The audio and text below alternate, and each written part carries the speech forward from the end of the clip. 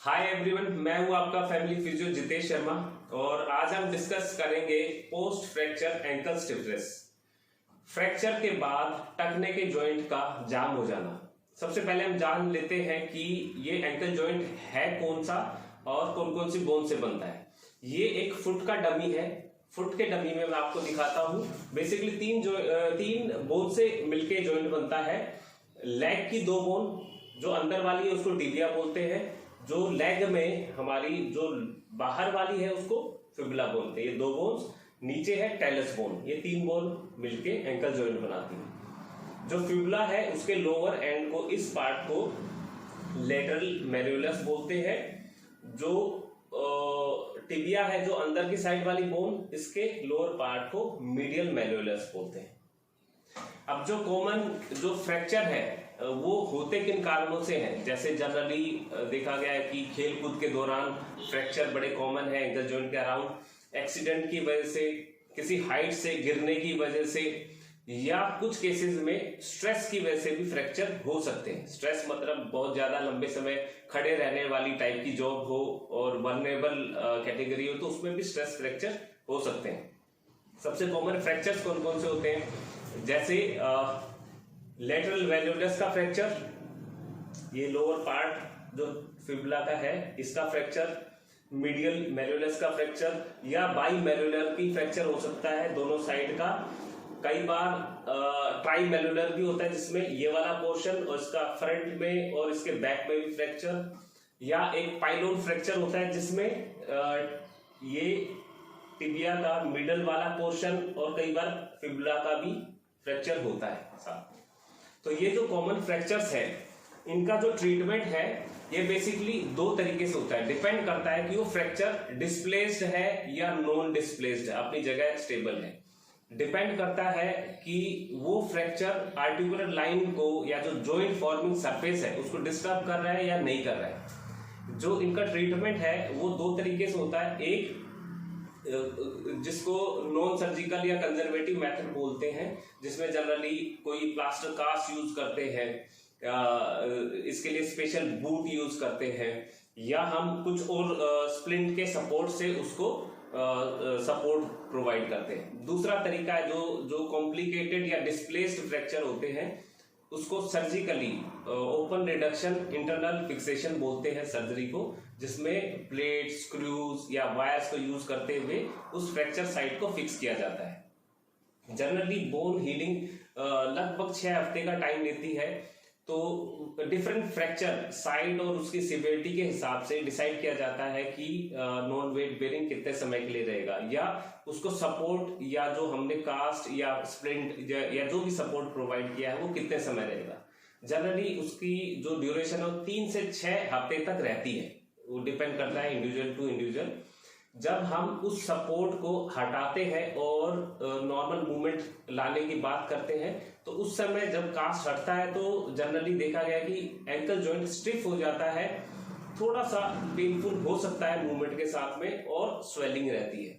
तो उस समय जरूरत होती है आपको ग्रेडेड तरीके से धीरे धीरे थोड़ी थोड़ी एक्सरसाइज की जाए, जो कि जो एंकल जॉइंट का मूवमेंट जो कम हो गया है वो धीरे धीरे रिटर्न हो। और साथ साथ आपके लिए बहुत जरूरी चीज है, क्योंकि 3 से 6 हफ्ते अगर जॉइंट इमोबिलाइज रहा है तो जो मसल उसके अराउंड है वो स्टिफ और थोड़ी सी टाइट हो जाती है और थोड़ी वीक हो जाती है। तो हमें जॉइंट के मूवमेंट के साथ में सपोर्टिंग मसल्स जो उसके अराउंड मसल्स हैं उसकी फ्लेक्सिबिलिटी को भी बढ़ाना है और उसकी स्ट्रेंथ को भी रिगेन करना है। तभी हम जो day to day normal activity है या धीरे धीरे अगर हमें स्पोर्ट्स में भी वापस लौटना है तो हम धीरे धीरे करके उसी के हिसाब से ट्रेनिंग करके हम वापस लौट सकते हैं।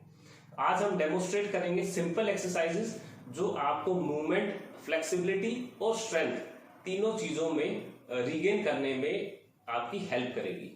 तो आगे हम डेमोस्ट्रेट करते हैं। देखिए,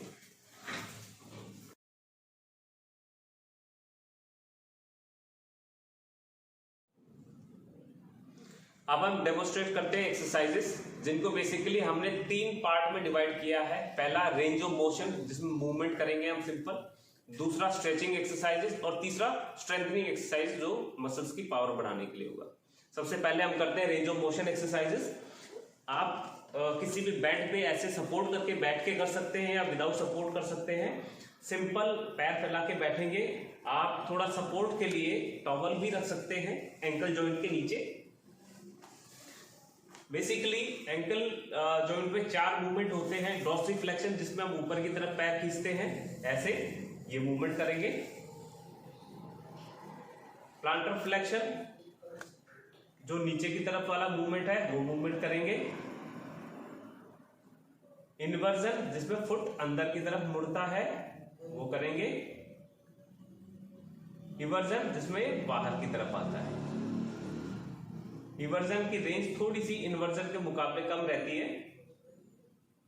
अच्छा, फिर से हम इसे रिपीट कर लेते हैं। डॉर्सिफ्लेक्शन जिसमें ऊपर की तरफ पूरा स्ट्रेच करने की कोशिश करेंगे जितना मूवमेंट होता है। प्लांटर फ्लेक्शन नीचे की तरफ जितना मूवमेंट आप कर सकते हैं। इन्वर्जन अंदर की तरफ फुट का मूवमेंट।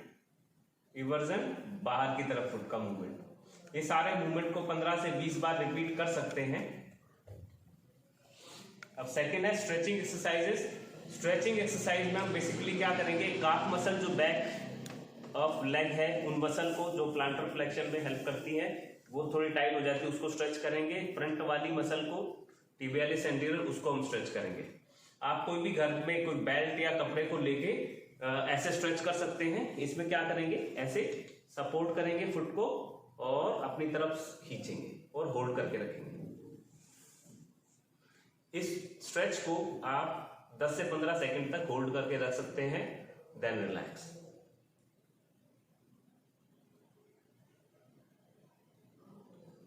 अब स्ट्रेचिंग में दूसरा तरीका है जो हम फ्रंट वाली मसल के लिए हम स्ट्रेचिंग करेंगे, उसको थोड़ा सा ध्यान से करना है। सपोज कीजिए मुझे इस वाले फुट के लिए करना है तो मैं ऑन नीज वाली पोजीशन पे आऊंगा धीरे धीरे और फुट को ऐसे प्लेस करूंगा जितना मूवमेंट अलाउ करता है। तो धीरे धीरे क्या करना है, हमें इसको पंजे को फैलाने की कोशिश करनी जितना जा सके।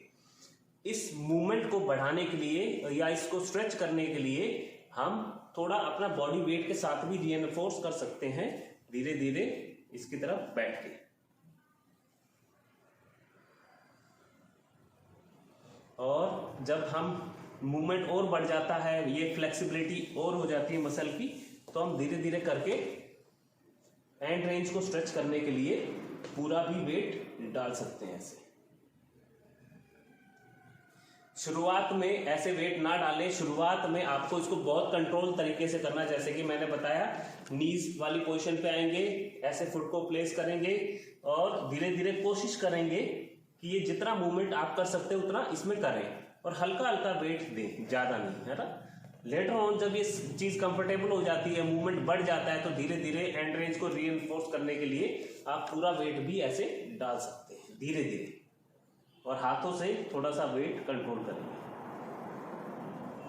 ये दोनों स्ट्रेचिंग हो गई। अब हम स्ट्रेंथनिंग की बात करते हैं। स्ट्रेंथनिंग एक्सरसाइजेस आप घर में थेराबैंड से कर सकते हैं या रेजिस्टेंस बैंड या रेजिस्टेंस ट्यूब के साथ में। बेसिकली जो स्ट्रेंथनिंग एक्सरसाइजेस हैं उसमें हम वो चारों मूवमेंट करेंगे और उस मूवमेंट को इस रेजिस्टेंस बैंड की मदद से उसको हम रेजिस्ट करेंगे, जैसे हमने अभी किया था। सबसे पहले हम कर लेते हैं प्लांटर फ्लेक्शन के लिए, जो नीचे वाला मूवमेंट है, ऐसे हमने पकड़ा और हम ये मूवमेंट करेंगे नीचे वाला प्लांटर फ्लेक्शन और इसको होल्ड करके रखेंगे लगभग 10 सेकंड के लिए, देन रिलैक्स। इसको फिर से रिपीट कर सकते हैं।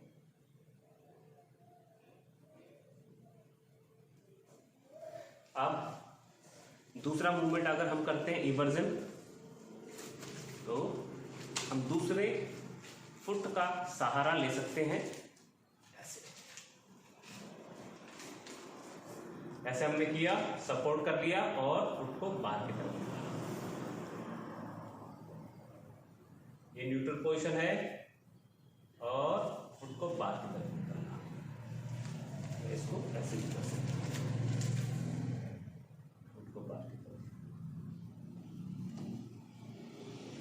होल्ड करके रखेंगे 10 सेकेंड, देन रिलैक्स। अब इसी को इन्वर्जन को स्ट्रेंथन करने के लिए क्या कर सकते हैं हम, फुट को क्रॉस करके दूसरी तरफ रख देंगे और फिर इसको क्रॉस करके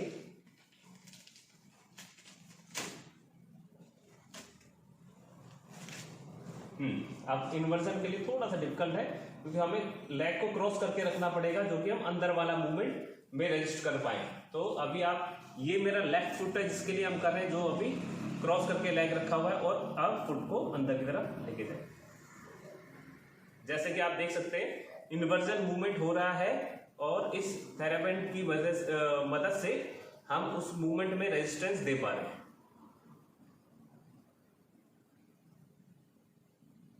इसको भी 10 सेकंड होल्ड करके रखेंगे,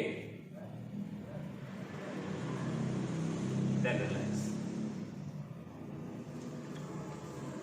अब लास्ट मूवमेंट है हमारा डॉर्सिफ्लेक्शन या ऊपर की तरफ खींचने वाला मूवमेंट। उसमें कैसे रेजिस्टेंस देंगे, इसको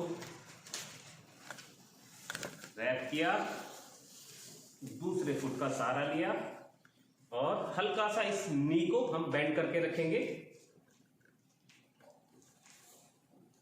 जो कि हम ये डॉर्सिफ्लेक्शन मूवमेंट कर पाए। होल्ड करके रखेंगे 10 सेकेंड, देन रिलैक्स। फिर से ऊपर की तरफ उठाएंगे।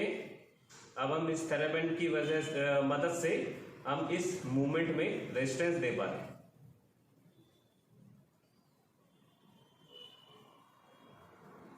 सारी एक्सरसाइजेस को 10-10 या 15-15 बार भी आप कर सकते हैं, सुबह शाम दोनों टाइम।